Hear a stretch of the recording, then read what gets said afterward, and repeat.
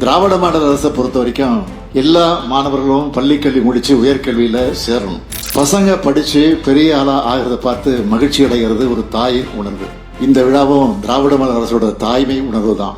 அரசு பள்ளிகள் வறுமையின் அடையாளம் அல்ல, பெருமையின் அடையாளம். உங்க கெத்த காமிச்சு ஜெயிச்சு வாங்க.